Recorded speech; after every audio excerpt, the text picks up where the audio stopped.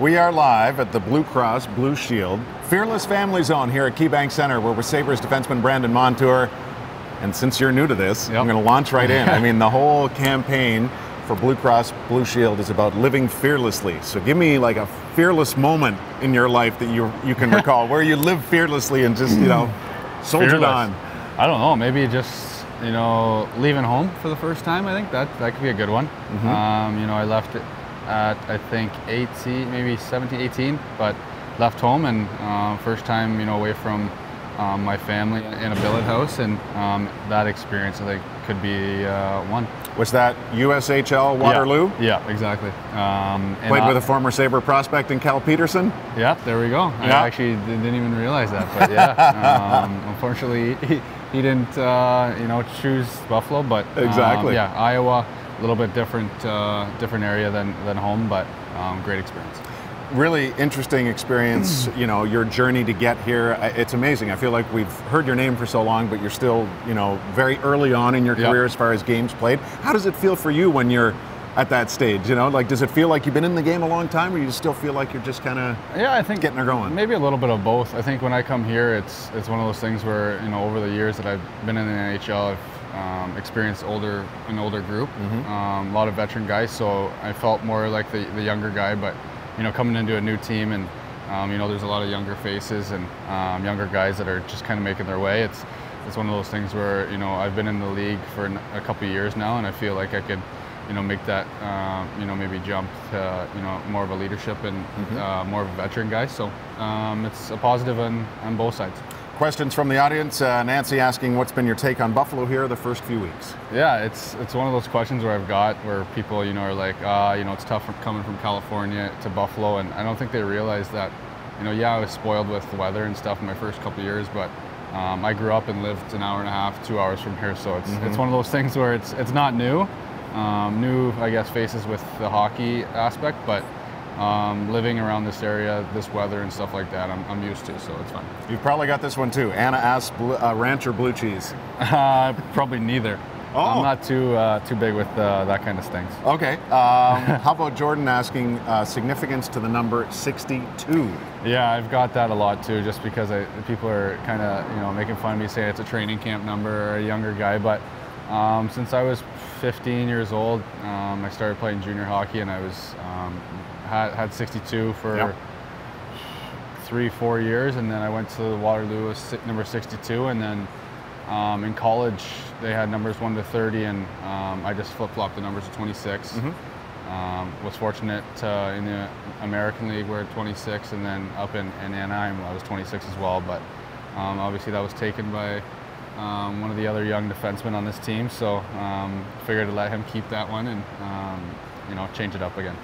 If you wanted to actually have a duel with Darlene for the number, what would be your preferred method of settling the score? I was kind of razzing him about it already. I know some of the other guys came up to me and said that he was a little worried about me coming up to him, but you know what? He's obviously a big face, and I'm sure there's a lot of jersey 26 with Darlene sold, so don't want to change that.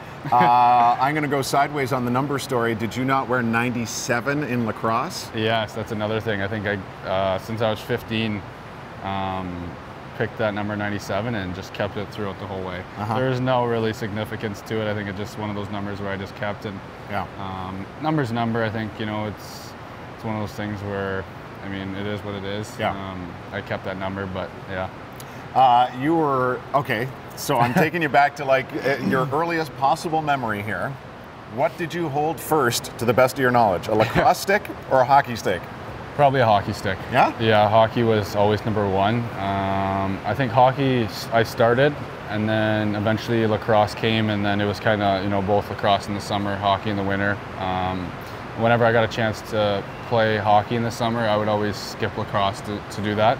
So my passion was obviously, both, but when I got a chance to, pursue hockey, that's what I was going to do. Always Six Nations for lacrosse growing up? No, I actually, my dad's from there, my mom's from Brantford, 10-15 minutes out, but we grew up in this little town, Tilbury, just on the outskirts of Chatham, Kent, or Windsor. My dad lived or worked in Michigan. So we lived out there pretty well my whole childhood, and then around high school time we moved back to closer to home. So I was only there for a couple of years, but that's where my parents and most of my family reside now. My two brothers actually live in the Windsor area right now still, but yeah, other than that, family and stuff's closer to Brantford, Six Nations area. Won Minto Cup championship with Six Nations? Yep. 2014? Yeah, that was my last year. It was one of those things where I was Canadian National Championship of box lacrosse, for those that don't know. It was, I won a Founders Cup too, the Junior B good one. for you. Yeah, so that was my first couple of years, and then I was drafted by Anaheim. Yep. And those 2 years before we won, I was debating on whether I should play or not. So it's your internal debate? You weren't getting pressured? My assumption is that any prospect ultimately gets pressured, like you've got to park lacrosse and focus on hockey. No, that was the big thing for me, but I think at that time we always had a really good lacrosse team. Yeah. And we always had an opportunity to win, and I felt like that was probably my last chance to do it, and I think I might have started playing during the playoffs. That's how late in the season I came in. He's got a good memory. The stats show 1 regular season game and 32 playoff games. So, yeah, 16 playoff games, 32 points. I don't want to mix the numbers up on your end. I wasn't worried about that too much, but I think at that time I had the opportunity. Obviously, it was a tough situation in case I got hurt and whatnot, but it worked out. We won, and memories that I could have with those guys forever. 2 reasons why I know all this stuff. A, I love lacrosse. B, you eliminated my hometown team of Whitby en route to winning the Minto Cup. Anyway, we are here at the Blue Cross Blue Shield Fearless Family Zone of Western New York at KeyBank Center, and want you to stop by when you're at the game with your kids and create your own trading cards. Were you a collector of any sort of hockey memorabilia when you were a kid? Maybe a little bit. I mean, not as as big as some, but I think growing up and having a passion with hockey and lacrosse, I think you always collected your favorite players or whatnot. But I wasn't. I was a big Detroit Red Wings fan, so my room growing up all the time was Red Wings stuff. So which player? A number of players. Those were the years when Yzerman was there and Shanahan was there, and Fedorov and all those guys. So I know my room growing up was always Red Wings. And Christy is asking this question, who inspires you the most? Oof. I guess I could go with growing up with that. The Red Wings. Yzerman is a big guy that I looked up to. Zetterberg was a guy, but on the hockey aspect, I guess those type of players where I looked up to growing up, and was fortunate enough to play a couple games against Zetterberg earlier on in my career, and those are things that I'll remember coming into the league. And but then again, my mom and dad, who there's 3 of us, kids in our family that they did everything for us. Well, my dad was working as my mom was carrying on and taking us to practice and games, and without them it wouldn't be where I am. Kyle asks, what's your favorite vacation spot? I don't know.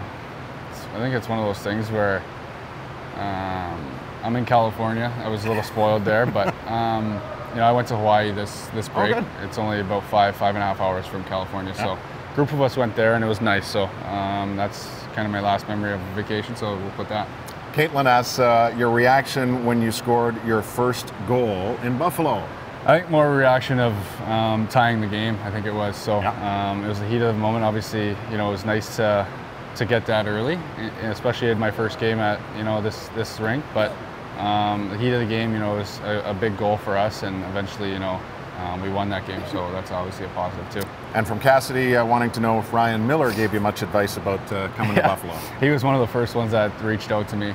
We were on the road in Vancouver on a day off, and I think I found out in the afternoon, but he was one of the first ones. He was obviously here for a number of years, and he's really close. He's a great guy, obviously an older guy, but anything I need to lean on or any insights of Buffalo, he'll be there for me. So, will you be attending Bandits games before their season is done?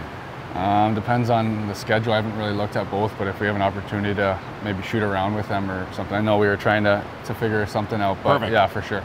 All right, and can you go into a little bit of detail on the beauty of what you have on your left arm? Yeah, it's been a couple of years I've been working on it, but most of my family stuff, you got some palm trees for being out in California and a lot of family stuff. But other than that, do you have and you've already spoken about family on a couple of occasions, extended family, like how big was the family in and around Brantford? But you said you moved a lot too, so I mean, how, like, the immediate family sounds like it's very close. Just wondering how big the the rest of it is. Obviously, being away from where my parents grew up, our immediate family is very close. Me being so far away. What do your siblings do now? Are they in the area? Like, are they still? They're in the Windsor area. Okay. But they work. My older brother's got 2 baby girls. Younger one working as a contractor or something. Trying to figure it out still, but yeah, we're very close. Me being so far away, they didn't get the chance to come out there. My parents would come out whenever they could, but keep in touch all the time. And then, other than that, I think there's a lot of cousins in that area and relatives that try to reach out. It's a very smaller community, so having that close group is definitely huge. Well, it's a wonderful tribute to your family, and we certainly thank you for being with us today. Brandon Montour, our guest, and our thanks to Blue Cross Blue Shield of Western New York as well, the official healthcare plan of the Buffalo Sabres. We'll see you here Thursday night at KeyBank Center for the Sabres and Pens.